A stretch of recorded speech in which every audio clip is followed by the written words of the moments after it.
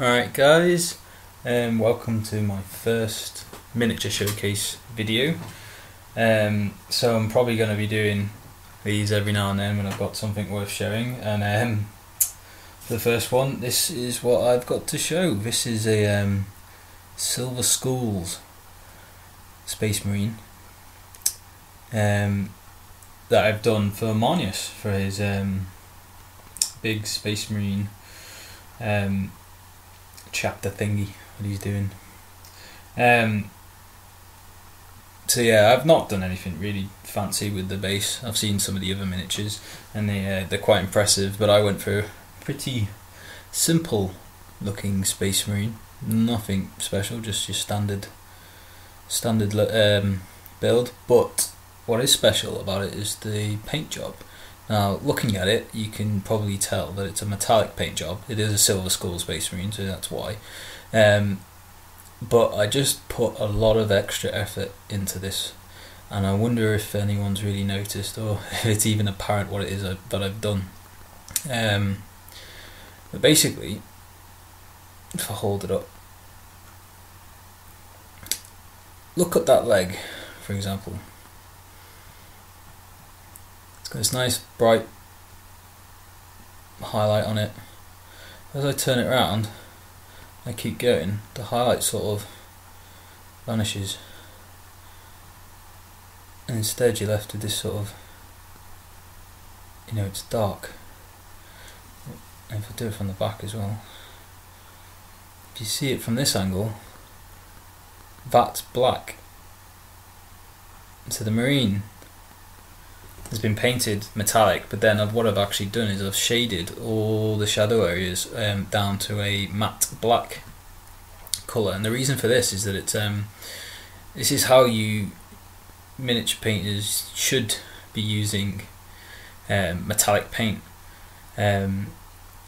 It's like using the same techniques that someone would use when using doing non-metallic metal paint jobs, which are quite difficult to do, as it involves essentially painting the highlights and the shadows on the model to make it look metallic without actually using metallic paint. But what people forget is that you can use the exact same techniques, and you should, I say, if you have the time, you really want to make something pop, use the same techniques with metallic paint. So under the knee pads, that entire lower leg, even though it's slightly glossy there because that is just matte black. So no matter what way I hold this miniature, if I hold it upside down, you might see the effect a bit better. That's still in shadow, even though the light source, in all fairness, should be illuminating it. I've got a bright light coming in from this angle, so, So what it is I painted the Marine all in bulk and metal. And then once he was all done in bulk and metal, I didn't apply any washes or anything like that. If I did apply a wash of, say, Badab Black, that would have kind of ruined the effect, because Badab Black dries matte and it will slightly tint the overall colour of the bulk and metal and slightly take away some of the shine from even the raised areas where the wash doesn't really accumulate, but you would have to have painted over anyway. And I didn't want to wash it with any inks, because what that will do, that would make the the recesses glossy. And the whole idea of painting metals like this, which in my mind is actually a lot easier than, say, doing non-metallic metals, even though it uses basically the same technique, is that you're only shading with black. You're shading from a nice shiny metal colour down to a matte black, and as a result you have total control over how the light plays on the surface. Like, no matter how I hold this, if this was completely illuminated all ambiently from all directions, like say if you took him outside on a nice clear day, or a bit of an overcast day even, so there's no real direct light source. If I cover these lamps, maybe we'll get something similar. You're still going to get this kind of, it's still going to look metallic and bright on the highlights, and it's going to always look dark in the shadows, because I've literally painted the shadows in. They are matte black, so no matter how you sort of orientate the model, they're always going to be darker than the surrounding metallic areas. So if I hold them upside down, he still looks, he's metallic and in the highlights where I want them to be. And the same thing you do is, once you've got I've painted in these dark shadows underneath the legs and around the knee pads and all the rest of it, like on the shoulder pads, like the back of this shoulder pad, it's all black in the bottom corner. and as you rotate it round, you can see the bolt gun fades in, you know, so that it can now catch the light properly. But you know, to increase the effect, I've held the miniature under a bright light and looked at where the actual, you know, the specular highlights are coming from. So if you look on the knee pad, there's that bright spot there, and then I've gone and painted over that bright spot in mithril silver, so to really make that single bright spot really pop. And I've done it in a number of places. So the back of this leg, see how it becomes very shiny at a single point, and then on the right leg there, that's where there's a band of mithril silver, and the rest is bolt gun, and then it fades to black. And so I've done that on the whole model, and it takes a little while, but the technique is actually really simple. It's just I'm using very thin black paint. This is like 1 drop of black paint, like at least 4 drops of water, and then I'm loading up my brush with the paint, and then getting rid of most of it, you know, so that the brush becomes barely damp, and then I'm just, you know, crisscrossing these or drawing the paint from the metallic areas, and then from there towards where I want most of the pigment or the black pigment to stay, because when you lift the brush up, where you've lifted the brush up, that's where most of the pigment remains. And I've done that because I'm using such thin paint, and I'm getting rid of most of the the excess paint on the brush.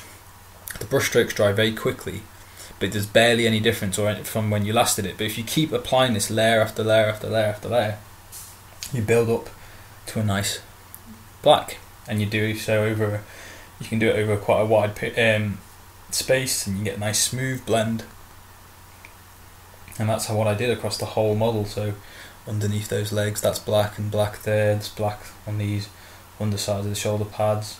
You can't see it, but there's the chest eagle as well has the same treatment, even though the chest eagle and the helmet are started off as a much brighter silver to begin with, as is the Silver Skull's colour scheme. You can see it on the thrusters, or whatever they are, these sort of vents. They go from black to bolt gun, and then at the very top you get this really nice bright bit where that bright reflection you see there, that's all mithril along that, and then the rest of it's just bolt gun. So yeah, I've gone across the whole model using this technique, and it's straightforward. It takes a little time, but it's not difficult. In fact, the hardest part about painting this was actually figuring out where to paint the shadows. But again, it was pretty much just if a surface is facing towards the ground, I painted it black, and if it's facing upwards, then that should be, you know, the bolt gun, and then just blend between. So these round knee pads, it's just, you know, mithril, bolt gun, black. But as a result, this miniature looks like it's made of metal. It really, like, I wish I should have made another one actually and just left it as bolt gun metal all over, but I'm not sure how well, you know, this is getting across, but this miniature looks stunning. It looks really good under bright light, because then you get all these nice shiny metallic pops, but you only get them where you want them, because, you know, you're not going to get these specular reflections on all the shadow areas. But also the fact that, you know, if you have changed the light source completely, or you're viewing them in a completely ambient environment, I wonder if I'll turn my lamps off and we'll see. I might let the camera adjust. It still looks good. In fact, sometimes it looks even better when you've seen it where there's no real, you know, direct light. And like hold them around, he'll still look like he's being illuminated from above, you know, or from above the miniature, not from actually above. So when he's on the gaming table and you've got lights all around, a big halo of lights, you know, he'll pop, but he doesn't look like you've just sprayed him in bolt gun metal and then put a wash on him. So yeah, this is the reason I'm talking so much about this. This is exactly the same technique I'd use to do the new Grey Knights that are going to come out, and I might get a box and paint them up to sell, or if anyone is interested, you know, I am accepting commissions, and if they want to commission, you know, a squad of or a captain or something from the Grey Knights, this is what I would be doing. I'd be painting them in this exact same way, so you get this true metallic metal effect, you know, not just paint a bolt gun colour all over and then just do some edge highlights, literally blend from, you know, make sure the shadows are rigidly defined where I want them to be, and then let the metallic paint do its work just on the highlight areas, and then you get this lovely proper metallic effect. So yeah, if anyone wants to commission me to do it, or you know wants to donate a mini, if anyone has any grey knights and wants to see this effect done, I'll do a tutorial of how to do it as well, and show you how easy it is. But you know, it is time consuming. It's a simple technique. It just takes a little time to do. But you know, with the miniatures entirely metal like this one, it's very quick and quite forgiving, because you know, once it's all metal, you're just spending the rest of the time just shading and putting layers of black paint all over the miniature, and by the time you've done that, you go back, do it again, repeat on the areas until you get the effect you want, and there you go, done. Don't have to worry about applying washes and stuff, because you're working with thin black paint. You can just run it into the recesses when you need to, and there we have it. So Marnius, I hope you like this miniature. You obviously be able to have a good close look at it when you receive it. I'll be sending you a message for the details on how to send it and whatnot.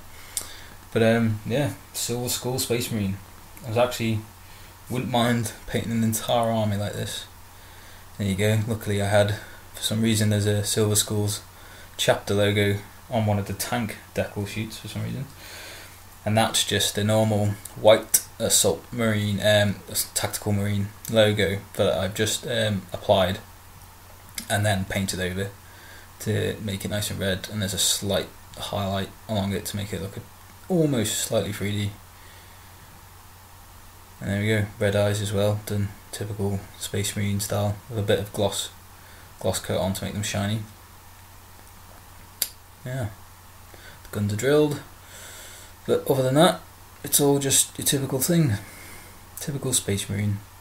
There you go, so the Purisil, using my pen to get the words in. Overall, I'm really chuffed with this. It took me just about a couple of hours to do in total.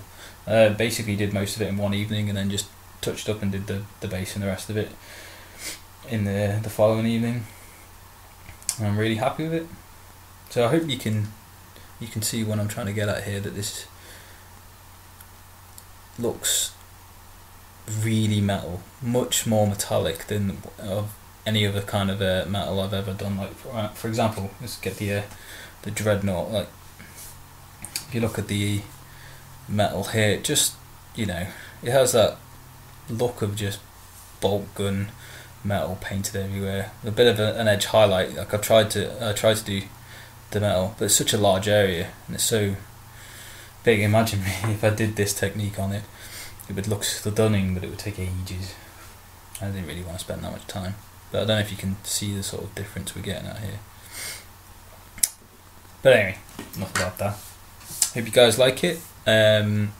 Not sure what I'm going to be doing next, but this is the first of hopefully many miniature showcases, and I'll appreciate any comments or questions, and if you do want me to do any commission work, just send me a PM and we'll work something out. And in the meantime, subscribe if you haven't already, and take it easy guys. Bye bye.